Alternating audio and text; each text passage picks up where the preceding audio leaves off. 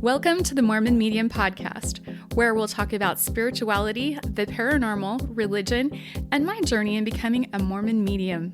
I'm Nanette and Brad. Thanks for listening. Now let's go have some fun. Don't be afraid.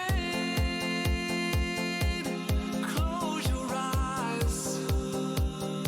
There's a moon overhead. Hello and welcome to the Mormon Medium Podcast. I'm Brad and I'm here with Nanette. The Mormon Medium. For now. For now. Exactly. So on the last episode, we talked about traits and characteristics of cults.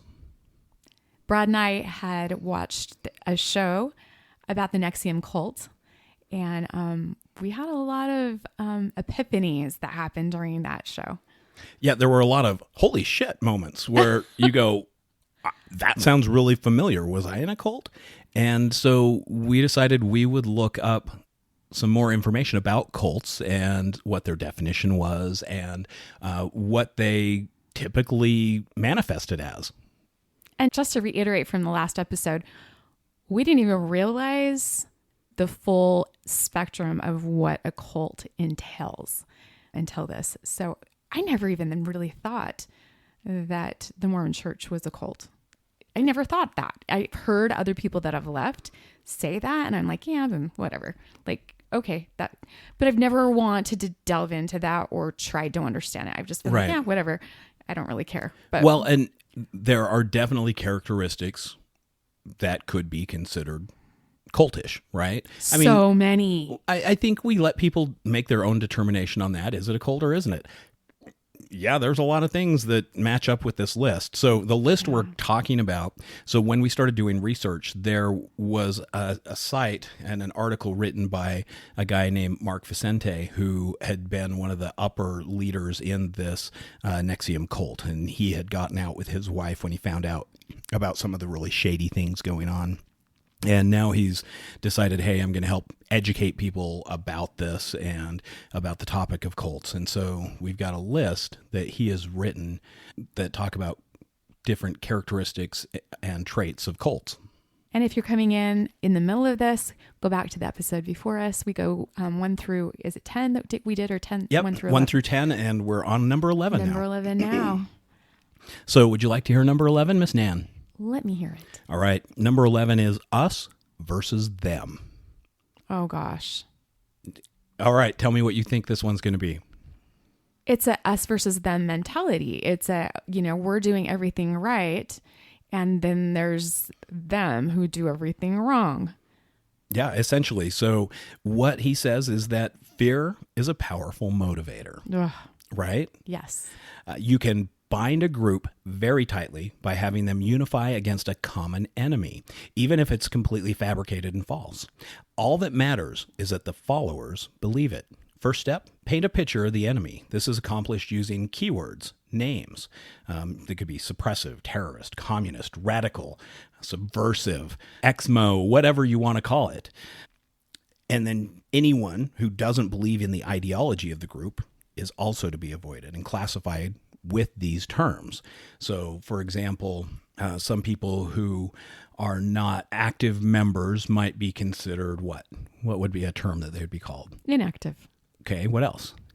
Non-members. Okay, what else? Apostate.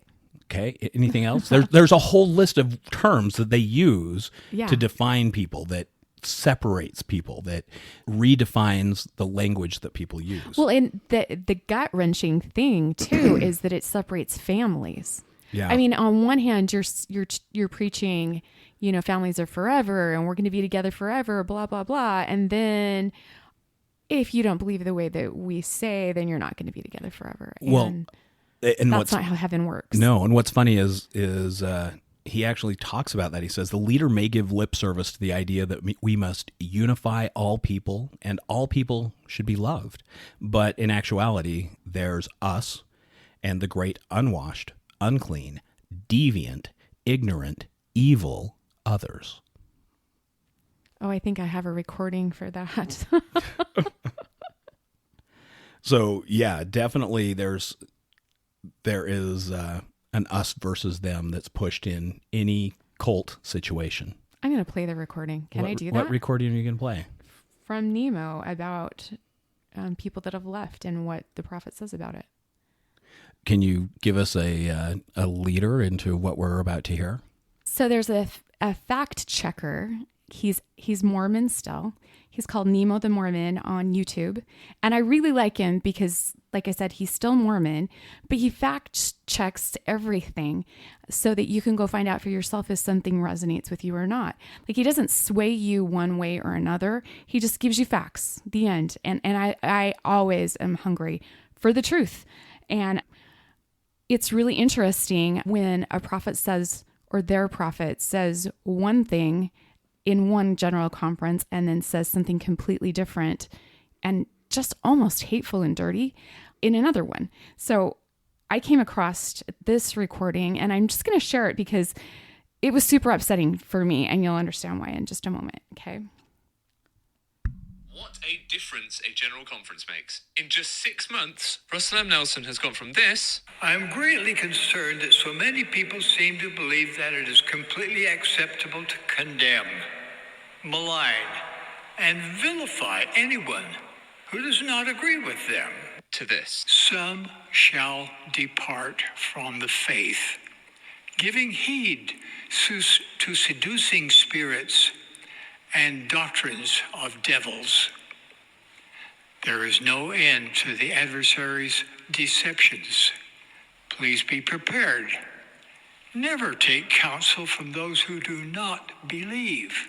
When Russell M. Nelson says those who have left the faith are giving heed to the seducing spirits and doctrines of devils, does that count as condemning, maligning, and vilifying those who disagree? Well, you witches are basically having sex with the devil. But to tell members not to listen to their parents or people that don't believe like them is so wrong. Yeah. It is so divisive, and it just creates such fear and hate. I can't let that resonate with my heart. Nan, do you believe? I believe in a lot of things. Okay, then I can take your counsel. So definitely an us versus them. You're absolutely right. And look, it's not only an us versus them, but you're sullying those people by saying, hey, if they leave, they've been seduced by devils And evil spirits. Yeah. Right? So that's really harsh. That creates such a barrier. And when you have someone who is the so-called prophet, right, saying these people only leave because of these horrible things, that is very, very divisive and damaging. Well, and in our last episode, I even shared some pretty raw feelings about how hard it is to leave. Yeah. And what I've personally witnessed with my own clients, like it is torturous. And when you're shattered like that and your belief system is just gone and having to have to restructure who you even are because, this is all you've ever known, that's not an easy task. That's not it for the faint of heart at all. And he treats it like you're something evil. And yeah. I hope it could that be further from the truth. I hope those demons and devils and evil spirits keep you company. Can you just smudge me, please? I hate that word. We don't smudge around here. We've talked about that. We light it up. I'll smoke you out, baby. Smoke you out. All right, number 12. Accumulation of wealth at the expense of followers.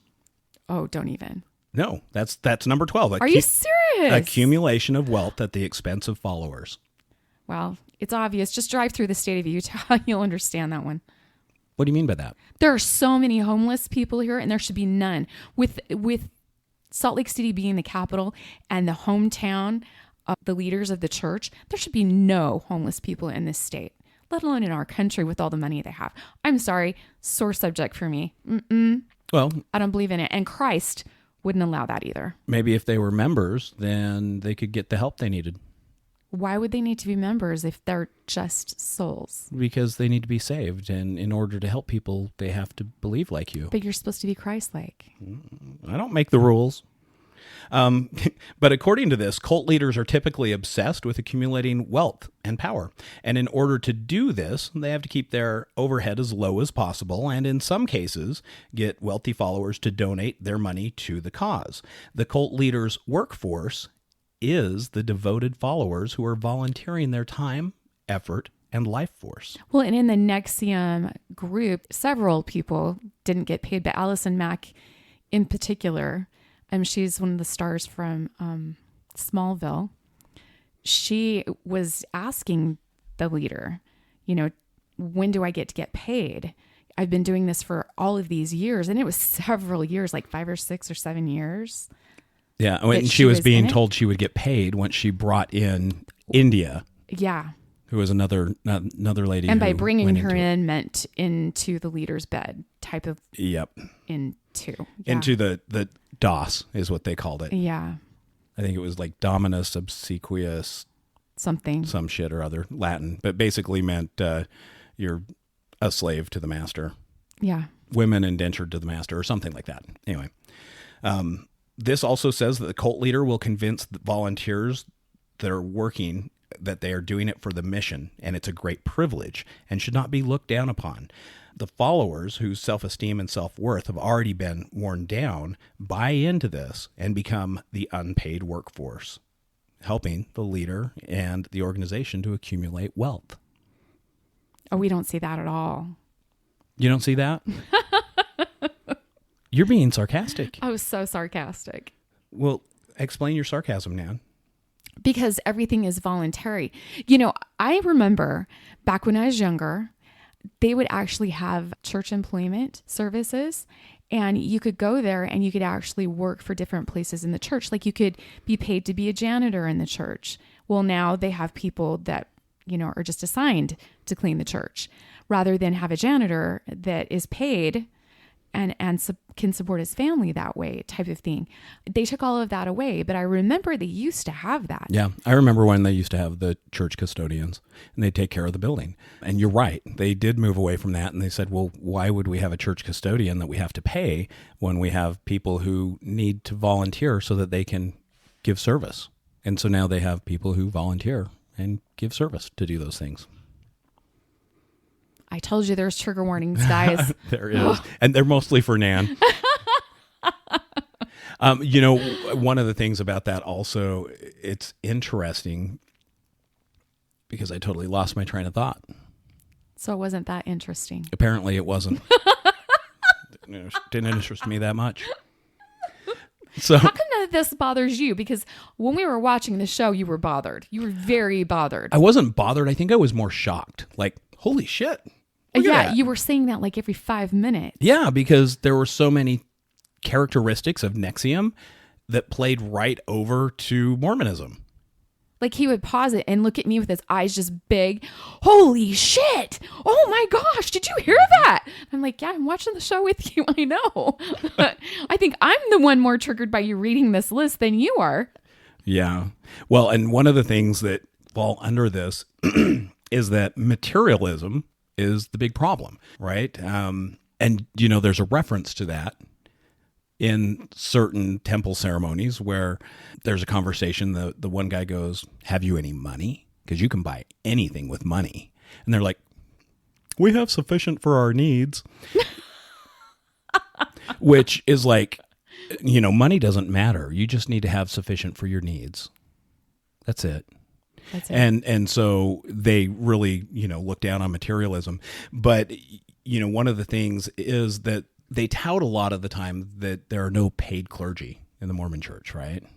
No paid clergy. Which is horseshit. Because those upper echelons are absolutely paid, and they're paid very well. They are paid very, very well. Not to mention they also get, book deals and things like that. Well, even the emeritus 70s are still paid. Yeah. Well, and sometimes, he talks about this actually. He says many of the leaders accumulate wealth while the followers often live in abject poverty or struggle to even put food on the table. The justification for the disparity, though, is that the leader needs to be able to interact with the normal world at a high level in order to change it. And they have to look good to materialistic people. The follower has been programmed to reject what they call materialism. The cult leader, meanwhile, embraces materialism with vigorous lust. And this includes not being able to pay your bills or buy your family food. They don't give a shit. There was a talk a few years ago where one of the leaders of the church was talking to a village in Africa and telling them that, once you start paying your tithing, then you're not going to be living in these horrible conditions anymore, or something to that effect. It was just really abhorrent. Like telling these people who had nothing, you give us your 10%. Yeah, they don't have running water or fresh, clean water or any of the normal things that we have But here. give us your 10%. But give us your 10%. It really bothered me. That was not okay. Like, why can't they take all that money and go into a village like that and dig a well and provide them with water? Well, they did something better than a well. They What? built a temple. And a temple is water for the soul. Well, I guess 10% of nothing is nothing. So there's that. There is that. They still don't have fresh water. That didn't help. Number 13, and this goes right along with the unpaid labor. Constantly busy. The participants or devotees are kept constantly busy with very little time to think or engage in the outside world. Sunday. 3 hours of church. Well, used to be 3 hours. They changed that. But if you're in a leadership role, if you're in a leadership role, you go there first thing in the morning and you leave later at night. So then you have Mondays. Monday. Then you have Wednesdays. Family. Wait a minute. Let's talk about it. Monday. Family home night. evening. So, the family all gets together, which I love. I think that's a great idea. But you have to give a lesson and you have to read a scripture and you have to say a prayer and sing a song. They have it very structured, right? Wednesdays. Young men, young women. Yeah, it's the youth and night. Activity nights, Yeah. right, for the Relief Society. Yep. And, the Relief Society gets usually like once a month, right? Something like that. Who knows? Then you also have scouts. Well, they used to have scouts. They call it something different now, but they still do the same program. Basically, you get 2 to 3 days Yeah. a week that you can actually get anything done because you're doing everything else on the other days. Yep. And if you have callings, which is using the members as labor. Not to mention temple visits and all those things. Yeah. What should your date night be, Nan? You're supposed to go to the temple Yeah. and the BYU Creamery. Yeah. Well, and it's funny because we kind of make a joke of it, but it literally was pushed at you. You know what? As you grow closer to God, you grow closer in your relationship. And they put it out there like a triangle, right? You have your spouse and, your husband and wife at the bottom. And then as you go to the top of this triangle is the Lord. And as you come closer to the Lord, you come closer to each other and your relationship is stronger. And one of the ways you can do that is by attending the temple regularly as your weekly date night. Go to the temple. And We did that. it was very, very in your face. And if you didn't, well, you weren't part of that elite group. But if you didn't pay your 10%, you couldn't go to the temple and be part of that elite group, and you couldn't save your family because you had to pay the 10% to go to the temple. And in order to save your family, you have to go to the temple. Here's my thing, though. The more I went to the temple, the more questions I had that never got answered. That's because you were critical. Don't critical think. Which is the reason I've had some clients ask lately, and some people that listen to this podcast ask, what were some of the things that broke you and made you leave? And that's one of my things. I had questions about things that happened in the temple. And I'm not going to go into them in detail here. We'll talk about them on another episode. But I had questions, and in my mind, because I guess I'm a critical thinker, respiratory therapist in me, look at this. But in my mind, I'm like thinking, well, if what happens in the temple has everything to do with my eternal salvation, I should probably understand it, right? So I had questions. And so I proceeded to attend several different temples and several different temple presidencies after a session. And I didn't get my answers. So yeah, that's one thing. Well, the problem, though, is not with the doctrine. It's not with the program that you saw. It's with you, Nan. I know. Because Apparently you I'm weren't the issue. you were not faithful enough to understand.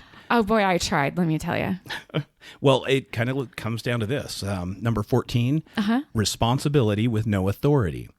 The followers, who are now the cult workforce, are also made to feel responsible for everything bad that happens, but have no authority to change anything. Typically, everything good that happens is caused by the leader or God or something else along that lines, and everything bad is caused by the followers. The followers are told that they're not devout enough. They are having negative thoughts. They're not standing up for the leader enough. They're cowards, whatever the insult is.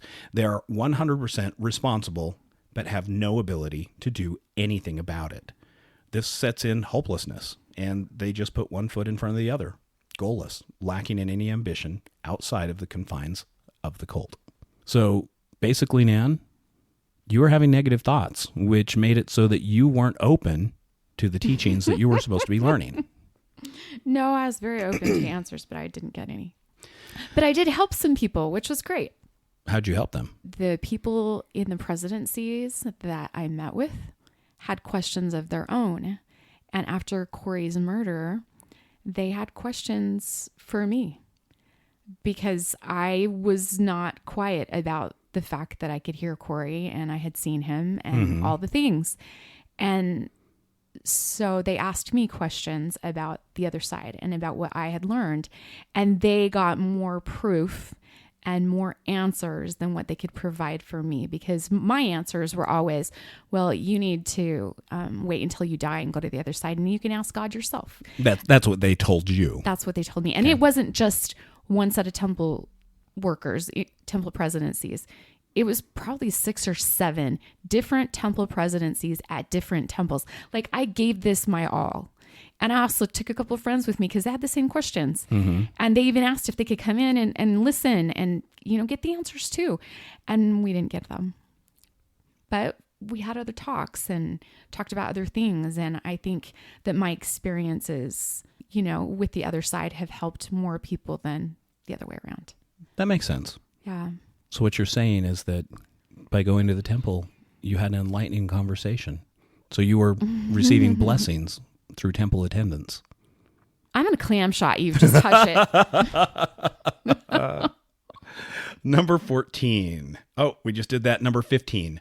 Redefining morality.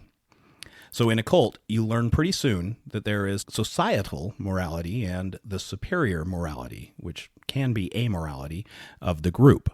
So the idea is to get the follower to buy into the cult's more evolved morality. One of the ways this is accomplished is through what Lifton calls loading the language. By redefining terms and words, giving them new meanings, you're literally hacking into the person's psyche. When you start messing around with people's deep beliefs of what is good and what is bad, it can cause an abandonment of long-held core beliefs.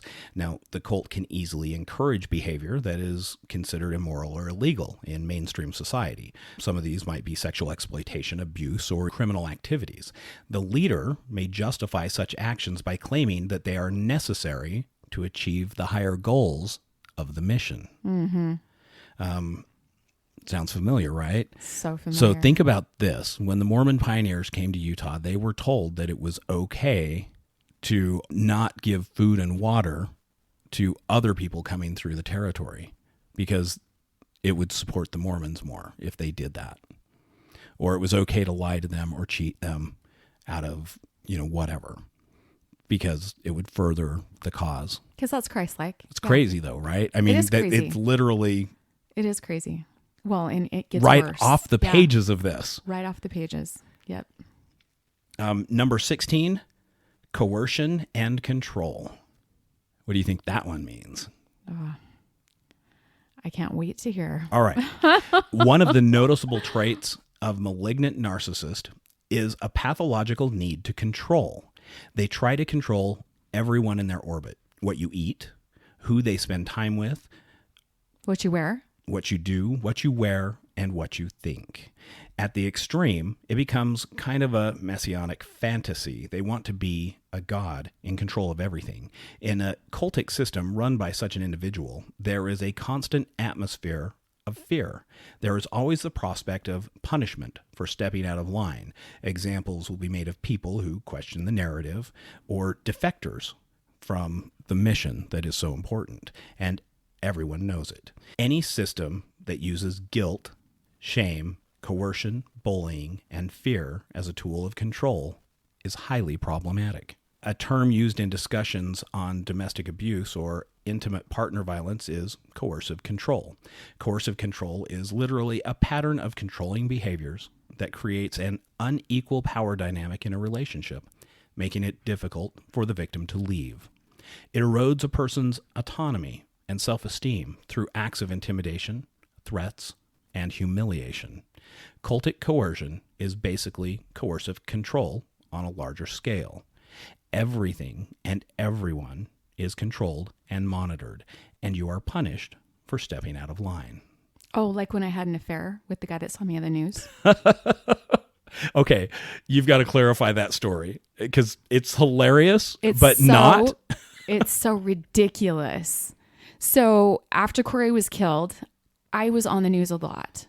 I was helping to change laws in the state of Utah.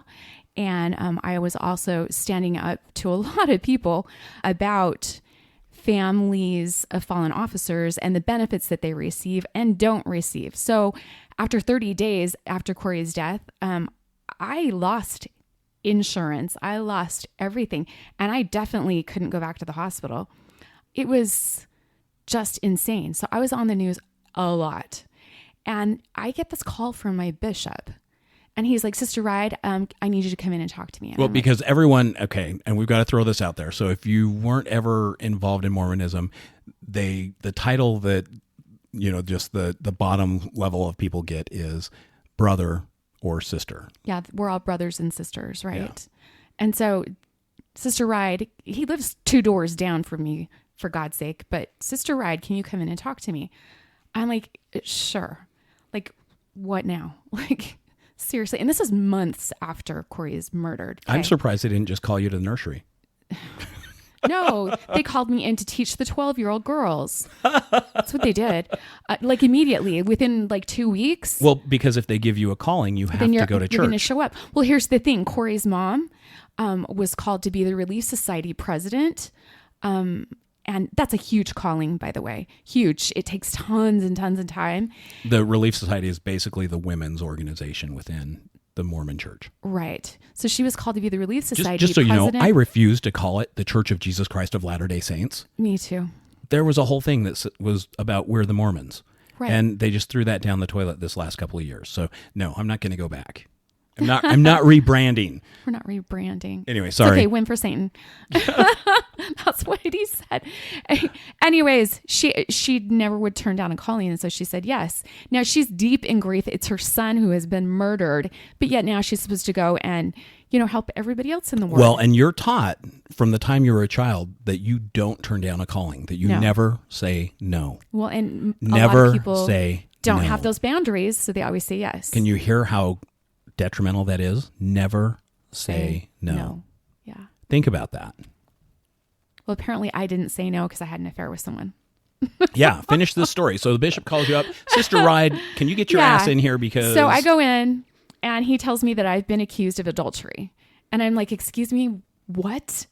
And he's like, yeah, we had a lady call in and she called her stake president and said that her husband was having an affair with you. And I was like, yeah, because that's what a widow needs, is just to get bleeped, right? Bleeped? What is that? It's just to get effed. That's what I said to the bishop. That's what a widow needs, is just to get effed, right? So now you're watching your language? Every other episode we've ever had, you've dropped the F-bomb, but now you bleep it out? Yes. I'm trying to be a lady. Okay. For a minute. Do you want the rest of the story or not? Yeah, I'm sorry. Let's finish. Oh. I'm confused for a minute because I'm like, you weren't confused. Who is this woman? There's nothing confusing. This isn't my wife. She doesn't talk like that. You're a sailor mouth. I know it. I'm trying to be a little better. All right. I don't know. Well, thanks for your efforts. Yeah, well, fuck you. So I say that to the bishop. I'm like, that's just what a widow needs, is just to get fucked, right? And he was like, well, these are pretty serious charges. The wife really wants to pursue this because she believes her husband that you guys have been sleeping together. And I am like, and who is this person? Like, do I even know this person? And he Facebooks him and then starts laughing. And I'm like, what are you laughing at? And he shows it to me. And I said, okay, number one, if I were going to do anything, he wouldn't look like that. He'd look like this. He looked like you. But I still wouldn't. I didn't do anything wrong. So yeah. So I was accused of that, and I was just like, this is ridiculous. And he goes, yeah, I don't think you did it either. And I'm like, yeah, thanks for the joke. And then I left. Wow. But seriously? Yeah, that's pretty sad. That's a gospel of love for you. Well, definitely there was some control there. But you know what? It goes right along with some of these other things, right? That just keep going. One of them we're going to talk about is how people are always watching each other. But the number 17 is secrecy and lies. But hey, thank you for sharing that, because that story is crazy. It is crazy. I can't even believe that somebody would have the gall to say, yes, I'm having an affair with this person. Dude, if I would have known where the piece of shit lived, I would drive up and take a fry pan to his head. What a dumbass. Do you know what it probably was? Is the wife was just laying into him. You're sleeping with someone, right? And he goes, yeah, it's this lady right here. And the lady was probably on just enough meds that she thought he was serious. I will never know. No. And sometimes knowing is not a good thing. So it's probably best that you don't. Hello, I was accused of something pretty serious. Yeah. That's pretty shitty. It is shitty. I'm sorry. I can't believe they actually called you into the office and What said, a hey, we need to joke, talk right? about this, without doing any due diligence. Right? It was literally, That's hey, what I mean. you've been accused. I wonder if they would do that with a man. Probably not. They'd probably high five him, actually. Wow. Yeah. So number 17, secrecy and lies. Information is on a need-to-know basis, and there's a great deal of compartmentalization. Do you like smell burned cookies? No, that's your baker ghost. No, I'm serious. I smelled it all day. It's really bothering me. Haven't You smelled don't them smell at all. it? No, Shit. not at all today. Okay, thanks. Yep. At least it's not the smoker. The Midnight Toker? Yeah, No, but he's usually yours. I know. I hate that. There is a culture of secrecy that the lower ranks learn pretty soon not to challenge. Also, to protect the mission, you're encouraged to lie to others. And here, one of the things that he talked about from his NXIVM days was one of the examples that they would use to say, hey, it's okay to lie, is think about this. It's World War II. The Nazis come and knock on your door. Bom, bom, bom, bom. You open the door, and they tell you that they are looking for Jews. And you, in fact, have Jews hiding in your basement. Do you tell the Nazi that, yes, we have Jews hiding in our basement? Or do you lie to them and tell them, no, you don't know anything about that? I say, you have the wrong house. Wah, wah, wah, wah. So no, obviously you're going to lie. You're going to say, no, we don't have anyone here. So essentially what that does is, hey, it's okay to lie because you're lying for a higher purpose, right? So it's okay to lie for a higher purpose. Yes. That's one of the things that cults will do. And so then when a family member asks a follower why they have all the secrecy and lies, the follower will just say, hey, we're an open book. Ask me anything. But their responses are usually rehearsed talking points or, just this circular word salad or, well, that's not secret. It's sacred. So we don't talk about that. I just threw up in my mouth. Why would you throw up? I heard that so much growing up. It's not secret. It's sacred. Yeah. Well, and that's one of the reasons. That's why we run your thumb across your throat and oh my gosh, it's terrifying. That sounds pretty secret to me. And, it was probably a good thing that they didn't still do that when I went through. Or if they did, I don't remember it. But I think I would have been out of there. I think they did away with it before you went through. Yeah. But yeah, I was terrified. Do you think I wanted to go back anytime soon? Mm-mm. But do you still remember the secret handshake to get into heaven? Yes, I'm safe. Cool. Right? You're good. Okay, yeah. cool. Thanks. Yeah. As long as you know the signs and tokens, darling. Number 18, spying on each other. So right now, somebody is probably like, hey, Brad and Nan are talking about these things because... Yeah, we're going to turn them in. Yep. So a system where everyone checks on everyone else is usually set up. In other words, spies on everyone. On the surface, it might be called something different, accountability or care or ministering or something that sounds benevolent. But what it really is a system where everyone is spying and reporting on each other. I like what you always say about this. What is that? Don't be an asshole. Just be a good neighbor. Just be nice. Yeah. Be kind. Just be a good neighbor. It becomes an environment filled with fear and paranoia. You don't want to be the person who steps out of line and gets reported. When challenged by an outsider, the cult member will insist that it's all about caring for each other, a neighborhood watch type of thing. But Bring me cookies instead. Yeah. Well, we've all heard the joke. Why do you always take two Mormons fishing? I don't know. Because if you only take one, he'll drink all your beer. So true. Because there's always someone there to watch. And Yep. if someone's always watching, then you're always scared to step out of line. Don't be Gladys on Bewitched. Gladys Kravitz. Yeah. Number 19, confession. Dun, dun, dun. This one is so insidious because it utterly breaks a person down. Yep. When a follower strays from the path, in other words, breaks the rules, the cause of the error needs to be revealed so that it won't happen again. And we've already learned that anytime something bad happens, it's a fault with the person, right? Mm-hmm. This is framed as a good thing for the person and the system at large. A lack of transparency is seen as a flaw in the follower. Remember, you're not allowed to have boundaries. Private, unexpressed thoughts are a problem. In a cult, a system of confession is used for multiple purposes: to gather secret information about followers, to normalize not having privacy or boundaries, and to encourage self-punishment and self-hatred. This results in having little to no self-esteem and absolutely no ability to fight the system. Revealing one's innermost secrets is just part of that culture. That's okay. We have Prozac for that.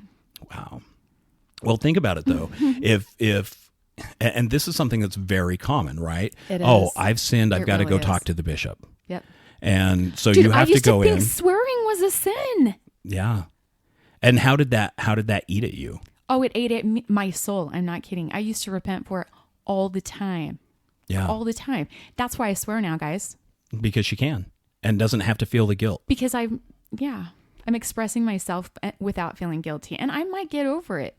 But right now, you get the F-bombs. You get the S words. You get all the things. Well, and they talk about in here how there's punishment that's associated with that. And a lot of people out there might go, well, I've gone to the bishop. I've never had any punishment. Well, there are certain things that if you confess to your bishop, you will be punished with a shunning, basically. So you can be disfellowshipped from the church or you can be excommunicated. And I think they've changed those terms because they are very negative. But essentially, your membership is revoked because you're such a horrible person now. And so we're going to There's no revoke hope for that. you. So having sex outside of wedlock is one of those things that they'll do that for. We both crushed that one. We did, but you know what? I never had any blowback from that. Did you get some blowback from that? Oh, yeah. I was the chewed up bubblegum and made to read the miracle of forgiveness and treated like I was a piece of shit the rest of my life. Okay. Yeah. Explain chewed up bubblegum. Well, if you have a pack of bubblegum and you pass it around the room, you know, everybody's going to take a piece. But then if you have a piece of chewed up bubblegum, nobody wants it. And that's Unless it's from Hot Nan. That's basically what they say. Someone that has been soiled like that Is chewed up bubblegum. is chewed up bubblegum and will never have value again. And I literally believed that because I came from a home of abuse. And then to hear that from my quote unquote leaders, like, yeah, I was a piece of shit. And that's what I believed Wow. my whole life. And all I wanted was to be loved. And nope, not a thing in my world for a long time. Yeah. That sucks. Yeah, it's just not cool, but there's a lot of women that feel that way, that have gone through that, you know, and that's bullshit that you didn't get in trouble, really? No. Wow. You Maybe didn't have to read the miracle of forgiveness or it anything? was probably that I just didn't You care. were on probation? I just or- didn't know. That's such Nothing bullshit. ever happened. Not when my girlfriend got pregnant in high school and not when I met you. I mean, it, and like I said, maybe it was because I didn't care. I was like, whatever. And so they were like, oh, okay, I guess it's not going to do any good to do anything to him. I don't know. Wow. So Maybe it was just because I was a man, and like you said, they Exactly. were giving me the subconscious high five. They're like, high five, dude. So I do remember my ex having to read the Miracle of Forgiveness. Yeah, her so bishop. she was shamed. Oh yeah, she was totally shamed. Oh, the bishop got her in there, and he wanted to know, how many times did you? Yeah, I had to do that Were you too. penetrated? Did I he did do do it that too. with his fingers or with his penis or with his mouth, and like all the of these details. very, very intimate details he wanted to know. I know. I had the It was- same thing, and I was like, dude, I'm pregnant, aren't I? Yeah, Like, do you need any more explanation than that? very like, disturbing. I It's remember her. horrible. I remember her coming out just sobbing. Yeah. And I was pissed. I got in that bishop's face and let him have it, because that's not okay. You talk like that to But then a you get young off girl. scot-free, Yeah. literally. Anyway, Not cool. That was a double whole- standard hypocrisy. I call bullshit. it was on that messed one. up. Very messed up. So let's talk about number 20, triangulation. So very common in cultic communities that followers are having all kinds of disputes with one another. Some of it's just normal social behavior, right? But there is a bit of it that is purposely instigated by the cult leader. Why do you think a cult leader would do that? I don't know. So the leader triangulates members against each other to keep them in conflict for two reasons. One, keep them distracted and exhausted so that it wears them down. And the other is so that that leader can step in as the arbitrator and be the savior. Oh, please. Really? Yep. That is a cult tactic. I don't know. That guy in the NXIVM, though, he did that. And Oh, he did he's all the time. Creepy. Creepy AF. The next one, number 21, mystical science. Another important hallmark of a cult is a spiritual or scientific understanding that the leader says unifies the true nature of life and reality or spirituality, the true cause and effect of the universe. The true order. Yep. Having these ideas as theories or musings is not the issue. It's when they get enforced as the one and only grand unified theory of existence, that's when the trouble starts. These dogmatic precepts dictate the thinking and behavior of the followers, sometimes causing them to make poor and often detrimental decisions. They become less reality-based and more delusional. There is often a simpler explanation for why things are happening, but the follower, now isolated from reality, clings to the mystical ideology as though their life depends on it. What do you think of that? Shall I continue? Continue. When things don't make sense, the leader can refer to the mystical science as the explanation. The leader might insist that they have the higher perspective and can see things that the followers can't see or even understand. Joseph Smith is exhausting. It can easily become a form of institutionalized gaslighting. It's important to remember the cult member is not using logic. They are using emotions.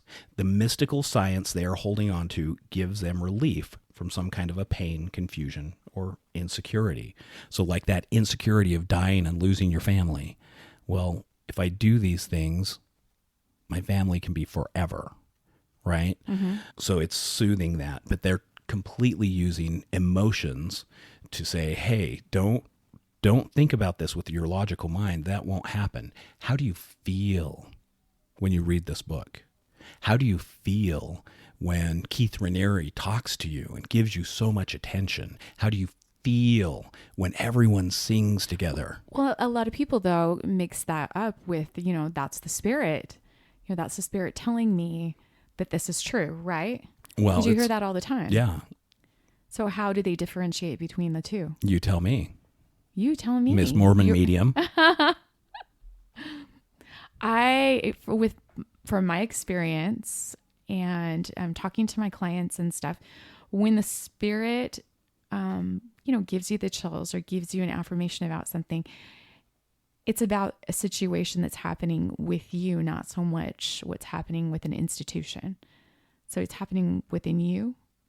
So if you go to the temple, quote unquote, and you feel the spirit, the spirit isn't only going to come to you in the temple. It's coming to you and can come to you anytime you're quiet, basically. So you don't need the institution to have that feeling happen. It's going to happen with you as a person when you're silent and you're looking for answers. So how do you know the difference, though? Let's pull this back just a little bit, because now I think we need to discuss this. So if I'm at a choir performance and everyone's singing and they're harmonizing perfectly and the music is just filling my soul and I get goosebumps and I'm philo-erection, right? Mm-hmm. And I get that philo-erection on my arms and all my hair stands up and I'm just going, oh, this is beautiful. This touches me. How do I know that's not the quote unquote spirit versus, wow, this is just really beautiful music that moves me and brings me to emotion? That's a really good question. I think that any kind of music can bring you to emotion, can give you the philo-erection, can really connect with your soul. When I'm angry or I'm upset or I'm sad, there are certain songs that can bring me out of that. You play the Eagles any day of the week and I'm going to get happy. You know, I know. You begin That's right on my playlist. I know. Yeah. You start 9 Inch Nails though, or you start Disturbed, dude, I'm going to crank it up and I get the philo-erection. Yeah, your 5-finger death punch. Yeah, exactly. And it goes right straight through me and I love it. Music speaks to the soul. Yeah. And it's an emotion. It can be emotional. But mixing it up with a spiritual experience, I think that would be easy to do. Oh, so, okay. I think you just hit on something. A spiritual experience versus an emotional reaction. Two different things, huh? Yeah. Yeah. Okay. All right. Let's talk to number 22. God, how many are there? 24. Okay. We're almost... You don't want to hear them all? Am I boring now? You're not boring. It's just so much. There's a lot. Like Common traits and characteristics of cults. I know. It's just when I was in, I didn't think I was in one. And now that I'm out, I didn't think there were this many red flags that I didn't even see. And now you're out. You're like, I'm like, holy shoot. shit. Like, there's a lot. I was. Oh, damn it. So number 22 is Darvo, D-A-R-V-O. Jennifer Freyd, a professor of psychology at the University of Oregon, coined the term Darvo. It stands for deny, attack, and reverse victim and offender. This is an unspoken modus operandi in cults. So that's how most cults operate. The leader and the ideology can never be at fault. It must be the follower that is at fault. Any concern or objection the follower has is turned around on them. They are actually to blame. So this blessing to heal you didn't work because you were off. Don't have the faith. Interestingly enough, Nemo the Mormon from YouTube, I'm a huge fan of his because he's a fact checker. And he actually approached the first presidency of the church, the Mormon church, with some concerns. As a member, he wanted to know why they had lied about a couple of things. He had the recordings of them lying. He had the proof that they had lied about something because it was written in doctrine one way and then spoken about in a different way and done different ways. You need to go look it up, you guys, because it's so interesting, the interaction that he had with the first presidency and how they did exactly this. Yeah, that they don't accept fault. Not at all. Sometimes this reversal of blame is covert. It's a little more hidden, like it's baked into the teachings. He goes on to say that in NXIVM and some other high control groups, the concept of being at cause was introduced. You were taught that the more you recognize responsibility in all things, the more power you had. So the question would always be asked, how did you cause this thing that you're unhappy with?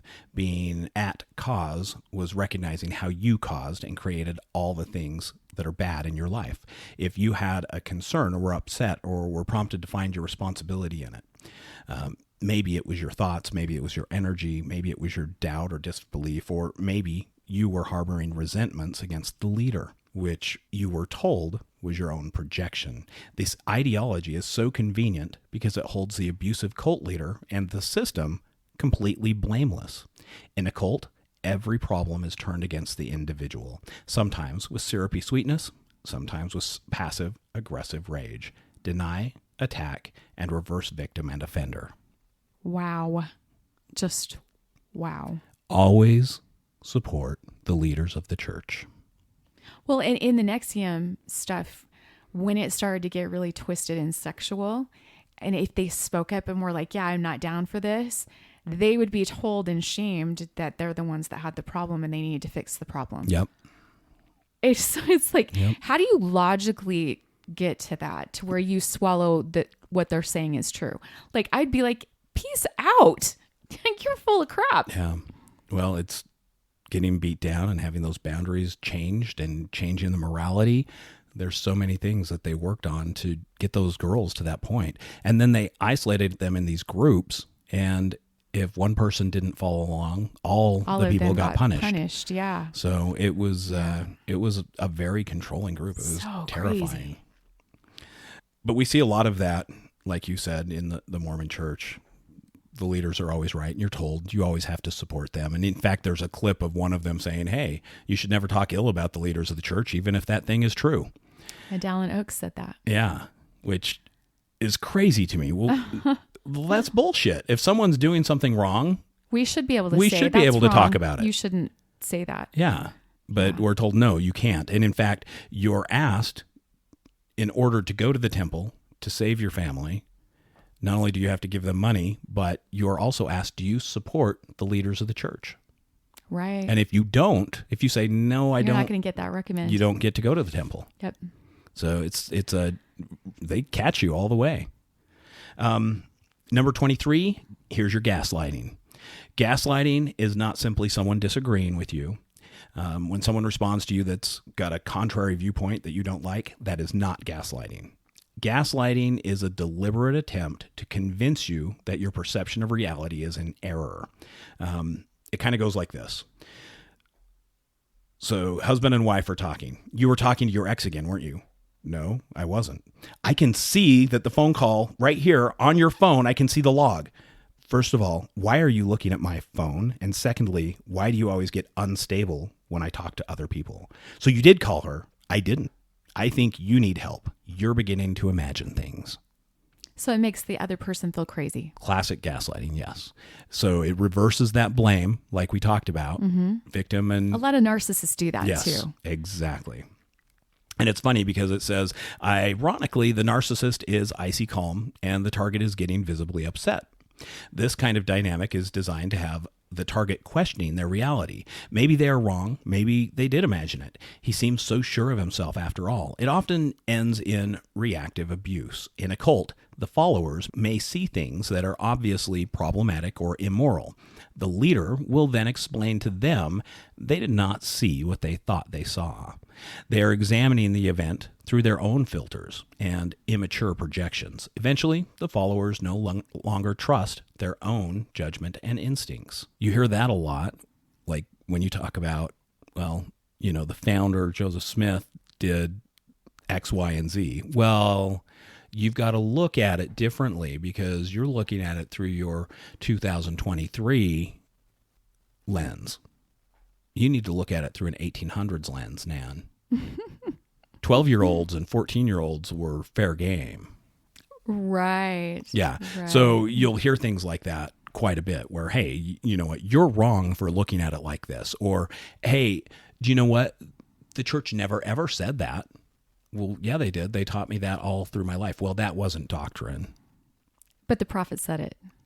Right. Well, Right. he was talking as a man, He's not as a talking prophet. as a man. Exactly. I love how it's just, How do you know? It's so convenient. When are they talking as a man? When are they talking as a prophet? yeah, you don't know. No. Because they're always a man. So I would venture to say it's always a man. Yep. And number 24, this is a really important one, information control. Jeez. For the cult to maintain its control over everyone, Don't look anywhere else. yep, information must be managed very carefully. There's an official narrative that is put out by leadership about what is going on inside the cult and in the outside world. So going back to our Mormon roots, we would always have a general conference, right? Where leadership of the church would say, okay, this is what's going on. This is what's going on in the world. This is where our finances are. This is where this is. They wouldn't really give specifics, but they'd be like, yes, we're good. You're only fed information that benefits those seeking control or the institution. This narrative is used to maintain the us versus them mentality, but also to keep followers away from any sources of information that would threaten the cult leader's control. So what they do now is look at people and information sources and say, that source is just someone who hates us. They're just saying those things to hurt us because they hate who we are and they don't love righteousness, or they don't love freedom, or whatever that might be. So they'll besmirch the source so that now the followers look at it and go, oh, well, I can't trust those sources. I'm just going to trust the source from my organization. Right. Even though in the organization, they have hidden stuff in there that is the truth and can cause a person to doubt things. Like the church essays, that hit you. A couple of them, you were like, what? Well, there was stuff that I'd never heard before. It was very contrary to what I had been taught my entire life growing up. Right. So, yeah, that's one of the things they do. So control that information. You should only look in our approved manuals for information about us. Right. Why would you get counsel from anyone who doesn't believe? You know what gets me is they've kind of cherry picked certain journals that existed during the time of Joseph Smith and different people's perspectives in those journals of what happened. Mm-hmm. And they've cherry picked what they want people to see and hear. But the BYU library actually has more journals that they haven't released, but there have been scholars that have gone in and looked at these and talk about them. And it's so interesting because they're journals. Like, think about your journal or my journal. I mean, they're my perspective of what's happened in my life. And that's what these journals hold, is different perspectives of different stories. It's interesting to see the things that they hold back and don't want members of the church to see, that scholars are looking at, because they don't have a story about it. They don't care if they're Mormon or not Mormon. They're telling, a history of something. And scholars are like that. They think like that. They're those critical thinkers that are just like, just give me everything about this subject type of thing. And this is what happened. This is history type of thing. But literally, I had never even heard about the Mountain Meadows Massacre until we moved here. Right. I had zero idea what it was. And then to go there as a psychic medium, holy cow. Yeah. Like, that was so jarring and so upsetting. And like, are you kidding me? This has been kept from us? Like, we didn't even know about it? Well, it was always there. You just had to know where to look. Yeah, you just had to. And that's what you'll hear a lot of times, right? Is, no, it was there. And look, we didn't have access to information like we do now. Like, the internet is amazing. Right. This is the information age now, right? Yeah. You can find so much information about any topic you want, which is really amazing. I think ultimately some people out there might go, well, yeah, this church is a cult, and some people might go, no, it's not a cult. And sometimes a cult is literally just defined by how long it's been in existence, right? Almost 200 years. Well, they might go, well, it's a religion now, not a cult. But you can look at a lot of these tactics and characteristics and make up your own mind. I know Nan's got some pretty strong feelings about it, and don't let that be your opinion. Definitely not. You know what? My opinion's my opinion. And I always say, this is my journey, and I don't judge anyone else's journey. I just am your cheerleader to help you. And our job is to shine some light in some dark places. And that's what we've done here. I think it's been really interesting.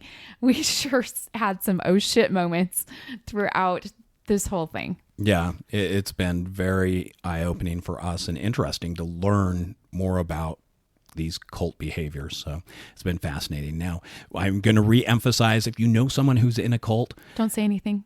Well, the advice that was given was, number one, don't use the word cult, because that's very off-putting, and it's something that has got such a negative connotation, and almost all cults talk very negatively about that word, right? So that's not going to help. That's just going to create conflict. Number two, don't be confrontational. If someone wants to believe don't be confrontational. I mean, Exactly. you can have a discussion and share love, and ultimately that's what they'll remember. But if you're confrontational, that will give them ammo for the cult to say, hey, look, see why your family or your loved ones are so bad for you. See how confrontational they are about these things.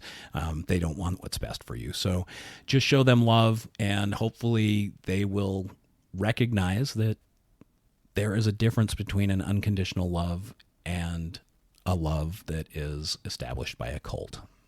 Right. And remember, we all came from the same place. We're all going to the same place. We're all on our separate journeys, and we should help each other along the way. Don't be an asshole. Be kind. Show each other love. Be unconditional, and see what you can learn. Be curious. Yep. See what you can learn from each other, but show each other love and unity no matter where we are on our journey. I love it. Thank you so much, Nan. And if any of you out there have any questions for us or would like us to talk about a specific topic, feel free to shoot us an email at info@themormonmediumpodcast.com. Yes, thank you. That's the one. Oh my goodness. You can also reach out to us on social media.